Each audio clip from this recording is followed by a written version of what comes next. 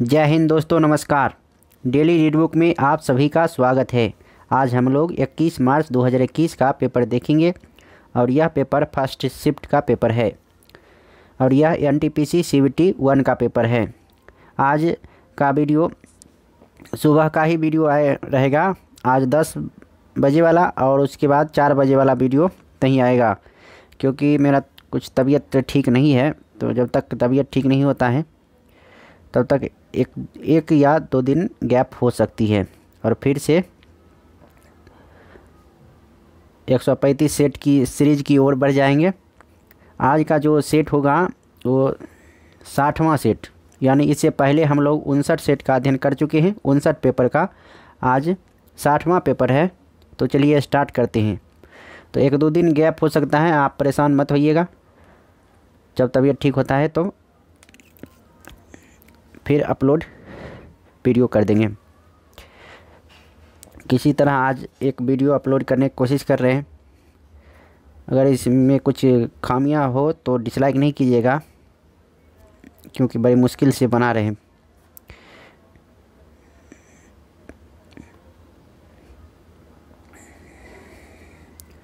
पहला प्रश्न है, भारतीय संविधान के किस संशोधन के तहत दिल्ली को राष्ट्रीय राजधानी क्षेत्र का दर्जा प्रदान किया गया था?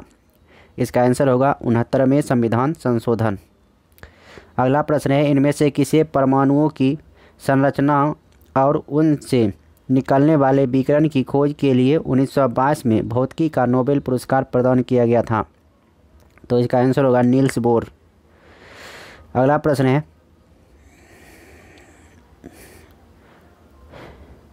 है, निम्नलिखित में से किस वन को मानसून वन के नाम से जाना जाता है? तो इसका आंसर होगा उष्णकटिबंधीय पर्णपाती वन। अगला प्रश्न है, निम्नलिखित में से कौन सी अकशेरुकी हैं? इसका आंसर होगा आर्थ्रोपोडा। अगला प्रश्न है, प्रत्येक वर्ष राष्ट्रीय उपभोक्ता दिवस कब मनाया जाता है? तो इसका आंसर होगा 24 दिसंबर को। डैश अर्थव्यवस्था के अंतर्गत क्या उत्पादन करना है, कितना उत्पादन करना है और किस कीमत पर बेचना है, इसका निर्णय बाजार द्वारा निजी उद्यमों द्वारा लिया जाता है, जिसमें राज्य की कोई आर्थिक भूमिका नहीं होती है। तो इसका आंसर होगा पूंजीवादी। अगला प्रश्न है, भारत के पहले सीएनजी ट्रैक्टर के मालिक कौन हैं? तो इसका आंसर होगा नितिन गडकरी।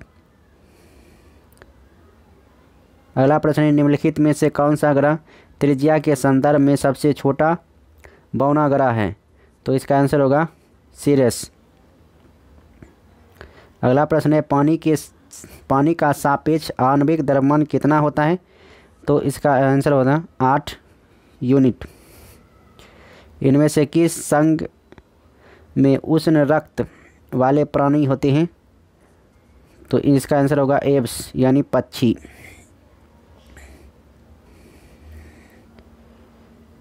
अगला प्रश्न है, चंद्रमा 2 के संदर्भ में पूरी प्रणाली को कॉन्फ़िगर करने, उसकी समीक्षा, कार्यान्वयन, असेंबलिंग एवं लैंडिंग के लिए दिशा निर्देशन हेतु एकल बिंदु प्राधिकारी और परियोजना निर्देशक कौन था? तो इसका आंसर होगा एम बनीता। अगला प्रश्न है, भारत ने इनमें से किस देश के साथ संयुक्त रूप से बराक 8 मिसाइल विकसित की है? तो इसका आंसर होगा इजराइल। अगला प्रश्न है, संघ के संदर्भ में निम्नलिखित में से कौन सा कथन गलत है? तो 1 नंबर ये गलत है। जो गलत है नहीं पढ़ेंगे। प्रत्येक सरकार, कौन सा सही है ये देखते हैं। प्रत्येक सरकार अपने क्षेत्र में स्वायत्त है। केंद्र और राज्य के बीच टकराव को रोकने एवं विवादों का निपटान करने के लिए एक स्वतंत्र न्यायपालिका है। संघवाद जो 2 राजतंत्र समूहों को, एक को क्षेत्रीय स्तर पर और दूसरे को राष्ट्रीय स्तर पर समायोजित करने के लिए प्रयुक्त एक संस्थागत तंत्र है। अगला प्रश्न है, इसरो केंद्रों और उनके स्थान का इनमें से कौन सा युग्म सुमेलित नहीं है? तो सतीश धवन अंतरिक्ष केंद्र श्रीहरिकोटा आंध्र प्रदेश में है, चंडीगढ़ पंजाब में नहीं है। विक्रम साराभाई अंतरिक्ष केंद्र तिरुवनंतपुरम केरल में है। UR राव उपग्रह केंद्र बेंगलुरु कर्नाटक में है। ध्रुव नोदक प्रणाली केंद्र तिरुवनंतपुरम केरल में है। अगला प्रश्न है, निम्नलिखित में से किस प्रकार के नेटवर्क को लॉन्ग हॉल नेटवर्क भी कहा जाता है? तो वाइल्ड एरिया नेटवर्क WAN को।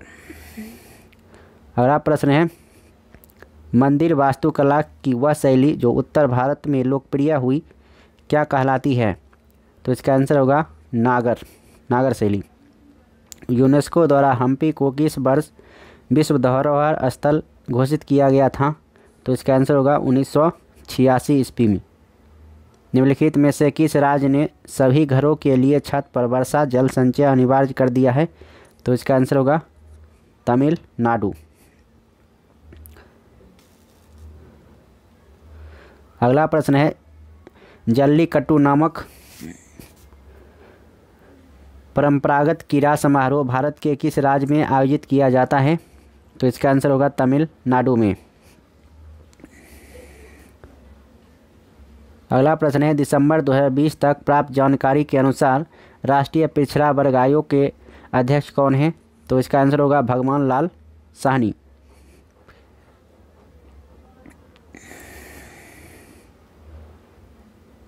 चार शब्द दिए गए हैं, जिनमें से 3 संगत है और 1 असंगत है।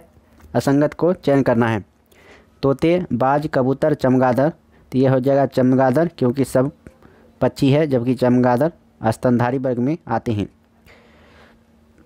अगला प्रश्न है, 2019 में Laureus world comeback of the year award के लिए नामांकित किए जाने वाले पहले भारतीय एथलीट में से कौन हैं? तो इसका आंसर होगा विनेश फोगाट। NNP यानी नीबल राष्ट्रीय उत्पाद के संबंध में निम्नलिखित में से कौन सा विकल्प गलत है? तो ये 3 नंबर गलत है, जबकि NNP किसी राष्ट्र की आय का सर्वोत्तम रूप है। NNP को किसी राष्ट्र की कुल जनसंख्या से विभाजित करने पर उस राष्ट्र की प्रति व्यक्ति आय प्राप्त होती है। NNP बराबर GNP माइनस मूल्य ह्रास होता है। अगला प्रश्न है, निम्नलिखित में से कौन सा युग्म UN संगठन और मुख्यालय सम्मिलित नहीं है? UNEP का ये गलत है, जबकि यूनिसेफ का न्यूयॉर्क, UNITAR जिनेवा, यूनेस्को का पेरिस। अगला प्रश्न है, सजीवों के वर्गीकरण की मूल इकाई को क्या कहा जाता है? तो इसको कहा जाता है जाति या स्पीसीज। भारत का पहला नाभिकीय अनुसंधान रिएक्टर किसकी सहायता से बनाया गया था? तो इसका आंसर होगा यूनाइटेड किंगडम।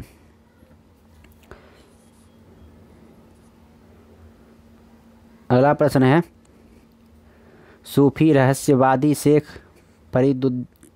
फरीदुद्दीन गंज शकर की दरगाह कहाँ स्थित है? तो इसका आंसर होगा पाकिस्तान में।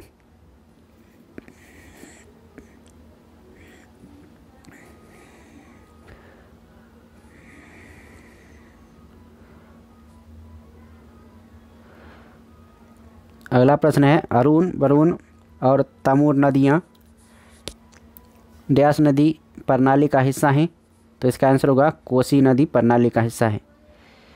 अगला प्रश्न है, UPC बार कोड पैनल के 10 अंकों में से पहले 5 अंक डैश की पहचान प्रदान करते हैं? तो इसका आंसर होगा निर्माता या आपूर्तिकर्ता। मांद, शेर मांद में रहता है, तो अस्तबल में घोड़ा रहता है।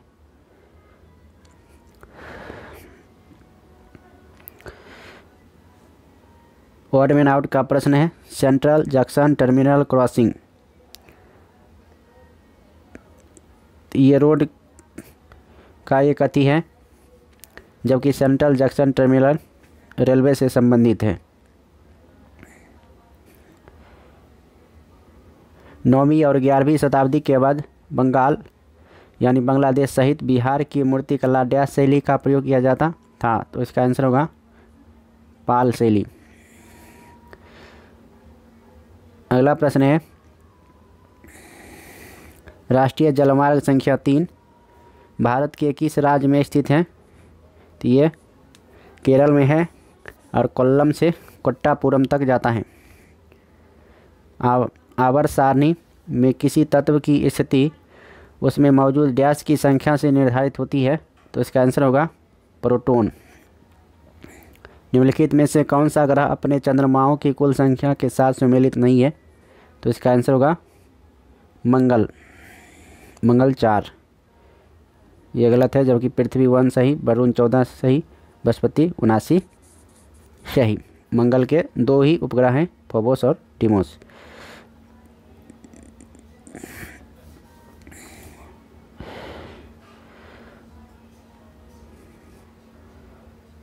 अगला प्रश्न है, सर्वोपरिसत्ता की नीति यानी पॉलिसी ऑफ पारामाउंटेसी किसने दी थी? तो इसका आंसर होगा लॉर्ड हेस्टिंग्स।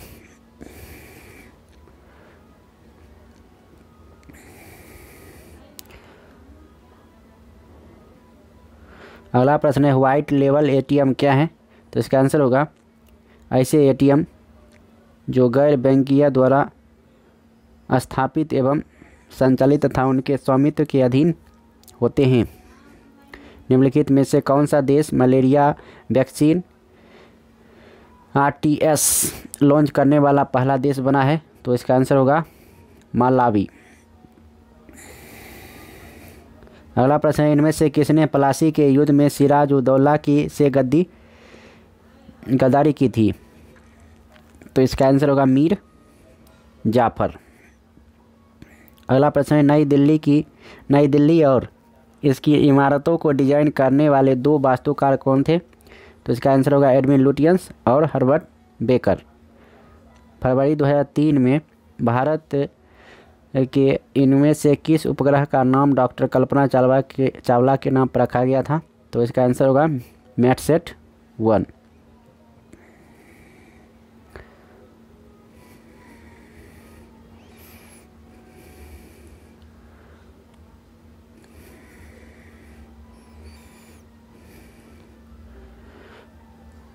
तो इस वीडियो में इतना ही। अब नेक्स्ट वीडियो में फिर मुलाकात होगी, तब तक के लिए नमस्कार, जय हिंद। और इसी वीडियो के साथ यह पूरा सेट समाप्त होता है। तो आप आश्चर्य मत होइए कि 60 से 60 ही पेपर में पूरा सेट कैसे समाप्त हो गया, जबकि बोल रहे थे 70। दरअसल बात यह है कि इस सेट में कुछ ऐसे पेपर थे जो रिपीटिशन हुआ था, तो उसको हम छोड़ दिए हैं। और कुछ सेट ऐसा था जिसमें फ़ॉन्ट सही से उगा हुआ नहीं था, तो वो भी छोड़ा गया है। तो इस प्रकार से कुल इसमें 60 ही पेपर मौजूद थे जो सही थे, हमने उसका वीडियो बना दिया है। और आगे जो दूसरा सेट जब आएगा उसमें कवर करने की कोशिश करेंगे, और जो इसमें नहीं हुआ था तो किसी तरह वो उसमें पूरा करने की कोशिश करेंगे। अब फिर से आपको एक PDF मिलेगा, तो उससे आप अध्ययन कीजिएगा और फिर से एक नए सेट से शुरुआत करेंगे। इसका पार्ट 2 आने वाला है। अभी थोड़ा तबीयत ठीक नहीं है, जब तबीयत ठीक हो जाएगा, अगर कल ठीक हो जाता है तो कल से ही वीडियो बनाएंगे, नहीं तो 1-2 दिन गैप हो सकती है। धन्यवाद, नमस्कार। जुड़े रहिए, पढ़ते रहिए, बढ़ते रहिए, और कहीं से भी जहाँ से भी आपको सीखने को मिल रहा है वहाँ से सीखिए। जहाँ से PDF मिल रहा है वहाँ से डाउनलोड कीजिए। फ्री में मिल रहा है फ्री में लीजिए, रुपया मिल रहा है तो रुपये से लीजिए। जैसे तैसे कैसे भी आप पढ़ाई करते रहिए। अगर एक बार जॉब लग जाती है तो समझिए कि जितना रुपया आपने पढ़ाई में खर्च किया है 2-3 महीना में वो उतना ऊपर हो जाएगी और ज़िंदगी भी सफल हो जाएगी। माँ बाप का सपना पूरा करना है तो अच्छी तरह से मेहनत करते रहिए। जय हिंद, जय भारत।